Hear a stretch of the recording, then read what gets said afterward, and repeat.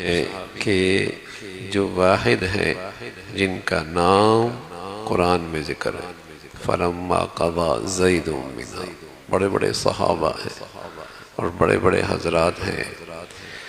اور ان کا تذکرہ قرآن میں ہے، اور خصوصاً حضرات صحابہ کی پوری جماعت کے متعلق قرآن میں ان کے فضائل، ان کی عظمت، ان کی شان کا تذکرہ ہے،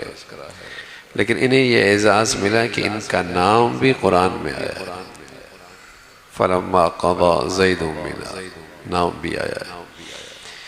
اور یہ چھوٹے تھے اور غلام تھے اور مشہور یوں ہوئے کہ یہ حضور علیہ السلام کی خدمت میں بکتے بکاتے آئے، اور حضور علیہ السلام نے پھر انہیں اپنے بیٹے کی طرح، اولاد کی طرح رکھا۔ جب ان کے گھر والوں کو پتہ چلا کہ ہمارا بیٹا مکہ حضور علیہ السلام کے پاس ہیں اور وہ غلامیت کی زندگی گزار رہے ہیں، تو ایک طویل سفر کر کے آپ علیہ السلام کی خدمت میں آئے اور درخواست کی کہ ہمارا بیٹا اسے آزاد کر دیا جائے، اسے ہمارے حوالے کر دیا جائے۔ تو پیارے رسول صلی اللہ علیہ وسلم نے فرمایا اس میں کوئی حرج نہیں ہے، اور میں بالکل اس میں رکاوٹ نہیں بنوں گا، لیکن میں اتنا ضرور چاہوں گا کہ میں زید کی مرضی اور ان کی چاہت کے مطابق فیصلہ کروں گا، جو ان کی چاہت ہو۔ آپ کے ساتھ جانا چاہے تو کوئی رکاوٹ نہیں ہوگی، لیکن اگر وہ میرے پاس رہنا چاہے تو پھر میں زبردستی آپ کے ساتھ بھیجوں گا بھی نہیں۔ اس کی جو چاہت ہے۔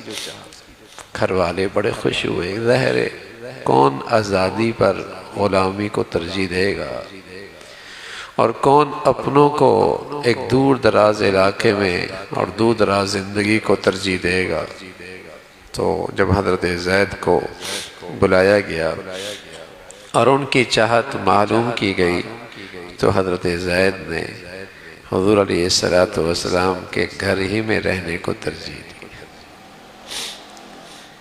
اور اسی زندگی کو پسند فرمایا۔ تو گھر والے بھی حیران ہو گئے کہ یہ کیا بات ہے، آزادی پر غلامی کو ترجیح دے رہا ہے اور اس دور دراز زندگی کو اپنے گھر والوں کے مقابلے میں زیادہ اہمیت۔ تو زید نے فرمایا کہ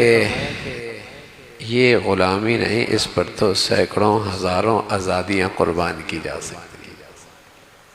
ہیں، اور یہ جو شفقت ہے اور یہ جو زندگی ہے اور یہ جو پیار ہے اور یہ جو صحبت ہے، اس کی تو دنیا میں کہیں اس کا تصور بھی نہیں ہے۔ تو پھر اللہ کے نبی صلی اللہ علیہ وسلم بھی ان سے بڑا پیار کرتے تھے، بہت پیار اولاد کی نہ رکھتے تھے، بلکہ مشہور ہو گیا تھا کہ زید ابن محمد صلی اللہ علیہ وسلم، زید محمد کے بیٹے، آپ کے منہ بولے بیٹے ہو گئے، اتنے آپ علیہ السلام کے گرد کا حصہ بن گئے۔ پھر جو قرآن کی طرف سے ہدایت آئی کہ جو بیٹا منہ بولا ہوتا ہے اس کو اپنی اصلی باپ کی طرف ہی منسوب کیا کرو، تو پھر مشہور ہو گیا زید ابن حارث، زید ابن حارث۔ اس کے ساتھ اس کا اصلی جو باپ ہے، جو حقیقی والد ہے، اسی کی طرف اس کو منسوب کیا جائے، اسی کی طرف اس کی نسبت کی جائے۔ تو یہ حضرت زید ہیں، اس انداز کی ان کی زندگی کا آغاز، اور پھر حضور علیہ السلام کا گھرانہ اور آپ علیہ السلام سے یہ تعلق۔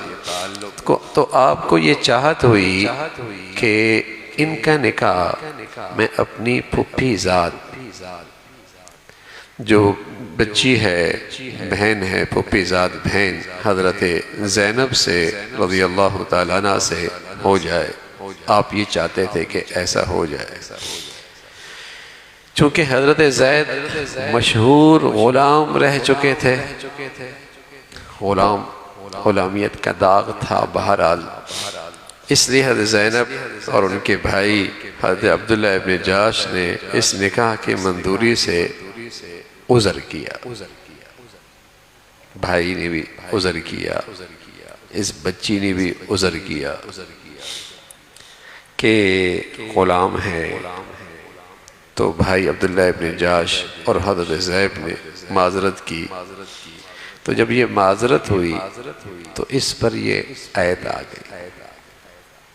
اس پر ایک آیت آ گئی کہ جب اللہ کی چاہت ہو جائے، اللہ کا حکم ہو جائے، اللہ کے رسول کا حکم ہو جائے، تو پھر ایمان والے کے لیے اس میں انکار کی کوئی گنجائش نہیں، پھر ایمان والے کے لیے اس میں کوئی عذر نہیں۔ اب اللہ علیم ہے، اللہ حکیم ہے، اس سے آگے اس امت کی کیا رہنمائی، کیا سبق اور ہدایت کا کیا سامان ہونا تھا وہ آگے آئے گا۔ اور پھر رسول کریم صلی اللہ علیہ وسلم بھی تو وہی کہتے ہیں جو انہیں اللہ بتاتے ہیں، جو اللہ کی طرف سے حکم ہوتا ہے۔ تو یہ اس موقع پہ یہ آیت آئی کہ کسی ایماندار مرد اور کسی ایماندار عورت کے لیے یہ گنجائش نہیں کہ جب اللہ اور اللہ کے رسول کا کوئی حکم آ جائے پھر ان کے لیے اس میں کوئی اختیار باقی نہیں، یہ اس موقع کے لیے۔ لیکن ایک قانون آ گیا کہ ایک طرف اللہ کا حکم ہو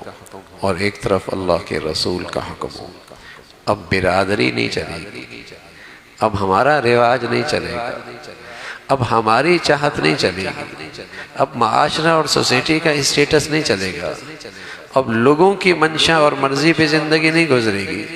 ایمان والے کے لیے اب اس میں اختیار نہیں رہتا، ایمان کے پاس تو ایک گنجائش رہتی ہے، بس اللہ اور اللہ کے رسول کے حکم کے سامنے سر خم تسلیم کر لے بس۔ اگر ایمان والا ہے تو پھر اس کے لیے اور کوئی گنجائش باقی نہیں رہتی۔ برادری کیا کہے گی، لوگ کیا کہیں گے، زمانہ کیا کہے گا، دنیا کیا کہے گی، حالات کیا کہیں گے، نہ اب تو اس کے لیے ایک ہی گنجائش ہے کہ اللہ اور اللہ کے رسول کے حکم کے سامنے سر خم تسلیم کرے۔ اسی کا نام مسلمان ہے۔ مسلمان ہوتا ہی وہ ہے جو اپنے آپ کو اللہ اور اللہ کے رسول کے حکم کے سامنے سپرد کر دے۔ حضرت ابراہیم علیہ السلام اور حضرت اسماعیل علیہ السلام دونوں نے کس انداز سے اپنے آپ کو اللہ کے سپرد کیا، سبحان اللہ۔ باپ بیٹے کو ذبح کرنے کے لیے تیار ہو رہے ہیں اور بیٹا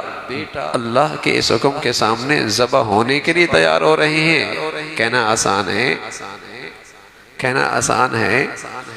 اپنے گردن پہ چھری چلانا آسان ہوتی ہے، بیٹے کے گردن پہ چھری چلانا اس سے زیادہ مشکل ہے۔ لیکن باپ اس کے لیے تیار ہو گیا اور بیٹا چھری چلوانے کے لیے اور اپنے آپ کو قربانی کے لیے پیش کر رہے ہیں، وہ اس کے لیے تیار ہو گئے، قربان ہونے کے لیے تیار ہو گئے۔ تو قرآن نے ان دونوں کے بارے میں فرمایا فلما اسلما، جب دونوں اللہ کے سامنے سر خم تسلیم کر رہے، اسلما وہی مسلمانی ہے کہ دونوں نے اللہ کے حکم کے سامنے اپنے آپ کو حوالے کر دیا، سپرد کر دیا، بس اللہ کا حکم ہے نا، پھر پیچھے مڑ کے نہیں دیکھا کہ اس کا فلسفہ کیا ہے، اس کی لوجک کیا ہے، اس میں حکمت کیا ہے، اس کا فائدہ کیا ہے، اس کا غرض کیا ہے، اس کا نفع کیا ہے، یہ سب چیزیں گئیں۔ اللہ کا حکم پورا کرنا یہ مسلمانی ہے۔ ہاں اس کا کوئی اسے حکمت سمجھ میں آ جائے ٹھیک ہے، نبی آ جائے، نبی آئے، اس کی عقل میں آئے یا نہ آئے، اس کا کام ہے اللہ کے حکم کے سامنے سر خم تسلیم کرنا۔ ابراہیم علیہ السلام نے صاحبزادے نے یہ نہیں پوچھا کہ انسانی تاریخ میں کہیں ایسا نہیں ہے کہ باپ بیٹے کو ذبح کر دے، اللہ اس میں کیا حکمت ہے، عقل میں اس کا کیا فائدہ ہے۔ لیکن مسلمانی یہ ہے کہ اللہ اور اللہ کے حکم کے سامنے اپنے آپ کو جھکا لینا،